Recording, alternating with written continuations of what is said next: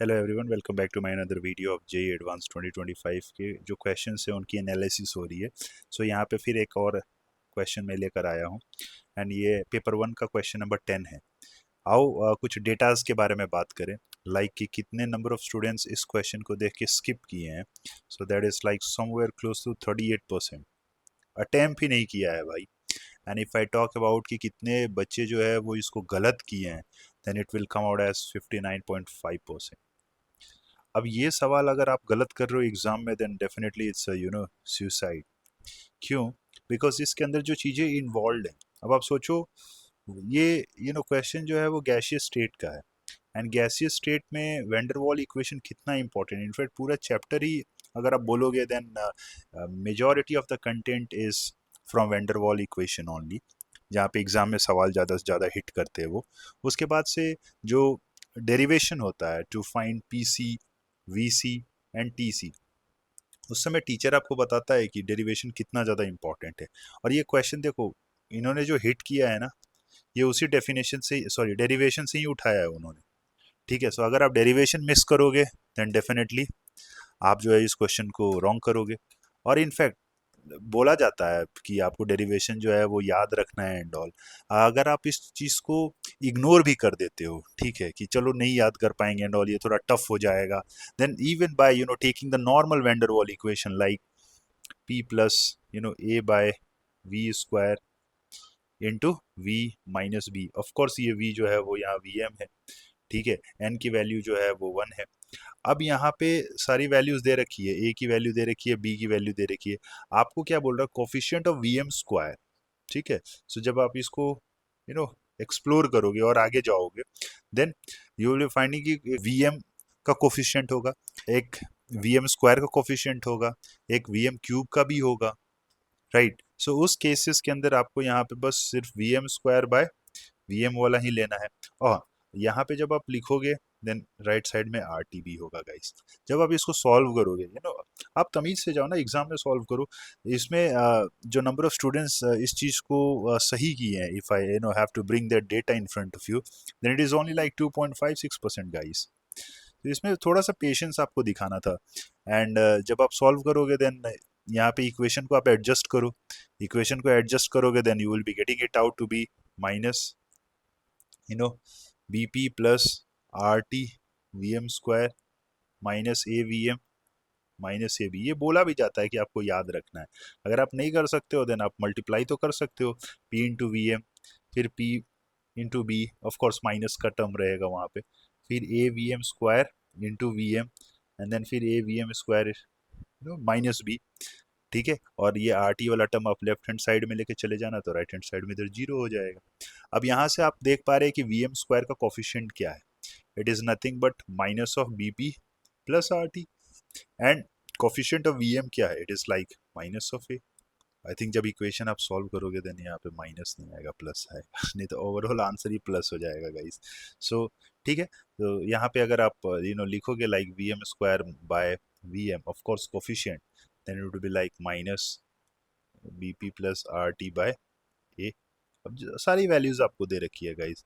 B की value दे रखी है, राइट। ए की पी की वैल्यू दे रखी है, फिर आपको टेम्परेचर दे रखा है, राइट। आर की वैल्यू दे रखी है, ए की वैल्यू दे रखी है। आप इसको सॉल्व करना, will be getting it out somewhere like -7.1। और उन्होंने जो आंसर की दिया था ना इसका, उसके अंदर भी उन्होंने रेंज बिठा के दिया था, and it was like -7.2 to 7। अब आप बोल सकते हो कि एग्जाम के अंदर आपको प्रेशर ज़्यादा रहता है एंड ऑल, जिसके कारण आप इसको गलत कर बैठे हैं। But as I have told you earlier also, अगर आप इस टाइप के क्वेश्चन को गलत कर रहे हो एग्जाम में, then it's a suicidal attempt. ठीक है, अब जो दूसरा सवाल है, ये दूसरा सवाल just right after the very first question which I have taken. Paper के अंदर ये क्वेश्चन नंबर 11 के फॉर्म में था, पेपर 1 के। एंड अगर इसका मैं डेटा के बारे में जाऊं बात करने, देन ये और खतरनाक निकल कर आता है विथ रिस्पेक्ट टू कितने स्टूडेंट्स इसको गलत किए हैं guys. So if I have to bring it, it is like 73.8% students इसको गलत किए हैं, रॉन्ग। एंड रीजन क्या है? रीजन बस सिंपल है कि यहाँ पे उन्होंने प्रिकॉशंस नहीं ले रखा है। अब देखते हैं किस टाइप की प्रिकॉशंस की बात कर रहा हूँ मैं यहाँ, जो एक्सपेंशन वर्क बोल रहा है। सो उन्होंने सोचा क्या कि work done is equal to -p delta v। ठीक, अब यहाँ पे प्रेशर वॉल्यूम नहीं दिया है बट टेम्परेचर दिया है, सो उन्होंने लिखा like N R delta T. So R है, डेल्टा टी है, और एन जो है उन्होंने क्या किया कि जो वाटर के मोल्स थे वही सीधा और सीधा यहाँ आकर चिपका दिया।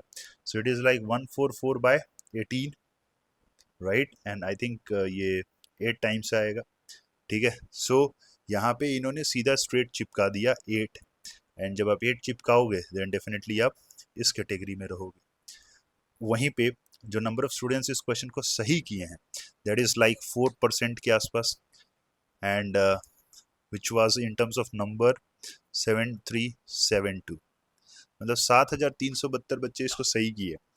एंड यहाँ पे आपको इक्वेशंस जो है वो लिखना होगा, एंड आपको वहाँ देखना होगा कि कितने गैसियस स्पीशीज प्रेजेंट है। So of course if there is water and all, you have to write it as something like this. अगर आप इसको reframe करो then twice H2O will be like twice H2 plus O2. आपको ध्यान देने वाली बात ये रखनी है कि यहाँ पे 2 मोल H2 के कारण you have got 3 moles of gaseous product guys, ठीक है। 2 से 3 मोल मतलब 8 से कितना गाइस, 12 मोल, मतलब यहाँ पे जो आपको वैल्यू पुट करना था, ठीक है, वो कितना करना था, 12, एंड जो बच्चे 12 पुट किए हैं वो इस कैटेगरी में है। और आप खुद सोचो ना यार, जेई एडवांस का सवाल है, तुम क्या सोच रहे हो कि स्ट्रेट अवे ये formula putting the value getting the answer होगा? Of course not. सो बार बार आपको बोला जाता है कि वो जो फीलिंग्स है ना इनसाइड द एग्जाम, हमेशा कंट्रोल मैनर में रखना है। यहाँ पे आप खुद सोचो यार, स्ट्रेट फॉरवर्ड सवाल थोड़ी देगा, वो थोड़ा तो रहेगा ही ना आगे पीछे, एंड वही चीज़ का यहाँ उन्होंने फ़ायदा उठाया है, जिसके कारण इतने लोग कंपटीशन से इस क्वेश्चन के अगेंस्ट आप बोल सकते हो कि आप बहुत ज़्यादा उनको पीछे छोड़ सकते थे अगर आप प्रॉपरली इसको सॉल्व किए रहते तो, ठीक है ना। आगे बढ़ते हैं, एंड जो अगला सवाल है is with respect to analysis. यहाँ पे मोनोमर है, आपका मोनोमर के बारे में पूछ रहा है, ठीक है, and it is like estimation का सवाल है। नाइलॉन 66 है आपको, एंड उसके 2 मोनोमर्स होंगे, उसमें से एक मोनोमर आपको लेना है, एंड कैसे पता करोगे आप, ये साफ साफ बोल दिया कि you will be giving positive carbylamine test, ठीक है। नाउ जो एक्स है वो आपका 10 मोल है। बहुत सारे स्टूडेंट इस क्वेश्चन को सही किए हैं, ठीक है, बिकॉज इसके अंदर सिंपली आप बोल सकते हो सम सॉर्ट ऑफ है तो एस्टिमेशन का, बट डुमास मेथड में अगर आपको प्रॉपरली पता है कि सारा नाइट्रोजन जो है वो N2 में कन्वर्ट हो गया, मतलब गेम वहीं पे ओवर हो गया क्वेश्चन का। So if I talk about like की in terms of monomer and all, then your X has to be hexamethylene diamine, and it is nothing but NH2 CH2 whole 6 NH2। अब जितने भी nitrogens होंगे, ठीक है, वो सारे nitrogens किस में कन्वर्ट हो जाएंगे, with the help of Dumas N2 में। सो आप यहाँ साफ साफ देख सकते हो, you have got like what, 2 nitrogen थे जो कि किस में कन्वर्ट हुए, N2 में, राइट। सो यहाँ पे if I talk about like की हेक्सा मिथाइलिन डाइएमाइन के मोल्स कितने हैं, सो आंसर इज 10। सो अगर एक मोल ऑफ हेक्सामिथाइलिन डाइएमाइन की मैं बात करूं, देन उसके अंदर आपके पास कितने नाइट्रोजन एटम है, कितने मोल नाइट्रोजन एटम है, आंसर इज 2, ठीक है। मतलब फिर 10 मोल के अगेंस्ट कितने होंगे guys, answer is like 20 mole nitrogen atom. Guys आप समझ रहे हो, अब यहाँ पे 2 मोल से 1 जा रहा है, मतलब फिर इसके 20 से कितना जाएगा गाइस, 20 मोल नाइट्रोजन एटम से आपके पास कितना नाइट्रोजन मिलेगा guys, you will have 10 mole N2, right. अब खत्म हो गया बात यहीं पे। जैसे ही आपको पता चला 10 मोल N2, देन फिर आप क्या करोगे, मास निकालना है, राइट। सो मास और मोल्स तो आपको पता है, mass of N2, molar mass of N2 is how much, 28, moles कितने थे, 10, so it will be like 280। ये बहुत स्ट्रेट फॉरवर्ड सवाल था, बट हाँ अगर आपको नहीं पता है कि लाइक कि सारे नाइट्रोजन जो हैं वो कन्वर्ट हो जाएंगे N2 में, देन फिर वहाँ आपका गेम होगा। बट आप चाहिए एडवांस के अगर आप प्रॉपर स्टूडेंट्स हैं, देन ये तो आपको पता ही होना चाहिए, ठीक है।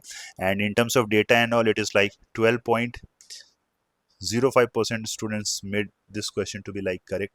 सरप्राइजिंगली अभी भी इसके अंदर 54% स्टूडेंट्स क्वेश्चंस को रॉन्ग किए हैं। सो प्रोबेबली रॉन्ग होने का रीजन ये हो सकता है कि उन्होंने मोल्स को प्रॉपरली सही से यूज नहीं करा होगा, बिकॉज इस वाले एरिया में तो डाउट उनको ज़्यादा नहीं होगा कि सारा नाइट्रोजन जो है वो N2 में कन्वर्ट हो रहा है, इसमें कोई दिक्कत वाली बात, बिकॉज यहाँ पे साफ साफ बोल भी दे रखा है यार कि the amount of nitrogen gas involve is how much, मतलब जितने नाइट्रोजन है वो N2 में होंगे।